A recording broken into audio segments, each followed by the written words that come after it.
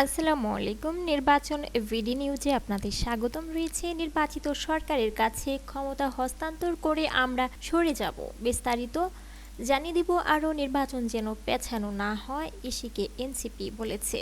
ত্রয়োদশ সংসদ নির্বাচন ও গণভোট অনুষ্ঠানের ঘোষিত তারিখ যাতে পেছানো না হয় সেই দাবি জানিয়েছে জাতীয় নাগরিক পার্টি এনসিপি। বুধবার প্রধান নির্বাচন কমিশনারের সঙ্গে বৈঠক শেষে সাংবাদিকদের মুখোমুখি হয়ে কথা বলেছিলেন দলটির মুখ্য সংগঠক নাসির উদ্দিন পাটোয়ারি। সকালে এনসিপির একটি প্রতিনিধি দল আগারগাঁওয়ের নির্বাচন ভবনে ইসি এম এ নাসির উদ্দিনের সঙ্গে বৈঠক করে। এ সময় যুগ্ম সদস্য সচিব জহিরুল ইসলাম মুসা উপস্থিত ছিলেন। বৈঠক শেষে জাতীয় নাগরিক পার্টির মুখ্য সমন্বয়ক নাসির উদ্দিন পাটোয়ারি বলেন, বুধবার দেশে একটা ইভেন্ট করতে যাচ্ছে। ৩ তারিখে আরেকটি দল সমাবেশের ডাক দিয়েছে। সার্বিক বিবেচনায় এদিকে হাদি হত্যাকাণ্ড নিয়ে বিচার প্রক্রিয়া এখনও সম্পন্ন হয়নি। দেশের যে অস্থিতিশীল অবস্থা রয়েছে, ইসিকে বলেছি ফেব্রুয়ারির ১২ তারিখের ইলেকশনের যে ডেট ঘোষণা হয়েছে সেই তারিখেই যেন ইলেকশনটা সম্পন্ন করতে পারি এবং এ ব্যাপারে নির্বাচন কমিশনের কী পদক্ষেপ রয়েছে আমরা জানতে চেয়েছি। নাসির উদ্দিন পাটোয়ারি বলেন, ইসি তাদেরকে জানিয়েছে তারা ৩ বাহিনী প্রধানের সঙ্গে কথা বলেছে, তাদের সে সক্ষমতা রয়েছে। আগামী ১২ ফেব্রুয়ারি নির্বাচনটা আয়োজন করতে যাচ্ছেন।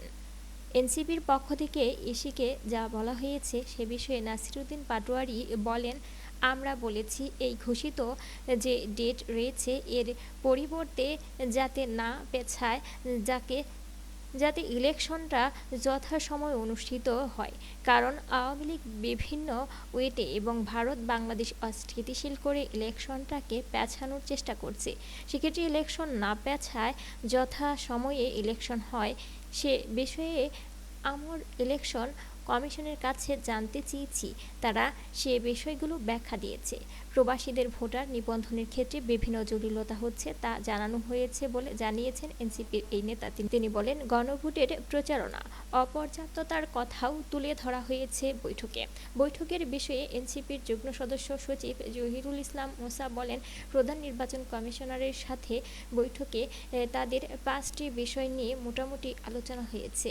তার মধ্যে নির্বাচনী ব্যবস্থা নিয়ে সার্বিক আইনশৃঙ্খলা পরিস্থিতি, প্রার্থী ও দলের আচরণবিধি প্রতিপালন, বিধি লঙ্ঘনের ক্ষেত্রে প্রতিকারের ব্যবস্থা, প্রবাসী ভোটারদের রেজিস্ট্রেশন ও গণভোটসহ সামগ্রিকভাবে ভোটের পরিবেশ, তফসিল ঘোষণার পর আগাম প্রচার সামগ্রী, সম্ভাব্য প্রার্থী, দল ও প্রশাসনের মাধ্যমে সরানোর উদ্যোগে সাধুবাদ জানিয়েছে দলটি। মোসা বললেন, তারপরও বিশেষ করে বড় রাজনৈতিক দলের প্রার্থীরা পোস্টারিং করেছিলেন, সেসবের সবগুলো তারা অপসারণ করেননি এবং অনেক জায়গায় নতুন করে পোস্টার লাগানো হয়েছে, সেগুলো আমরা কমিশনের নজরে এনেছি। কমিশন এটি সিরিয়াসলি নিয়েছে। জরিমানা শাস্তির আওতায় আনার পাশাপাশি এ নিয়ে প্রচারে অনুরোধ জানানো হয়েছে বলে মুসা বলেন।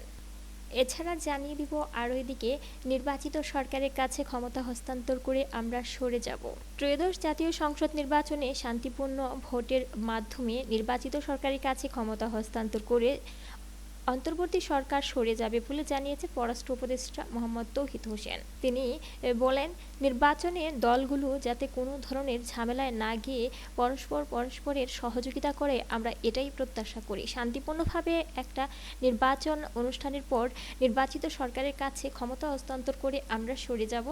দেশ আবার নতুনভাবে একটা স্বাভাবিক পদ্ধতিতে চলবে। শনিবার দুপুরে ভোলা সরকারি স্কুল মাঠে ভোটের গাড়ি ক্যারাভান উদ্বোধন অনুষ্ঠানে এ সকল কথা বলেন তিনি। এ ছিল সুপ্রিয় বন্ধুরা আমাদের নির্বাচন ভিডি নিউজের সর্বশেষ আপডেট তথ্য। পরবর্তীতে আরও আপডেট পেতে চ্যানেলটি সাবস্ক্রাইব করবেন আর বেল বাটনে ক্লিক করে রাখবেন সকল ভিডিওর আপডেট সবার আগে পাওয়ার জন্য।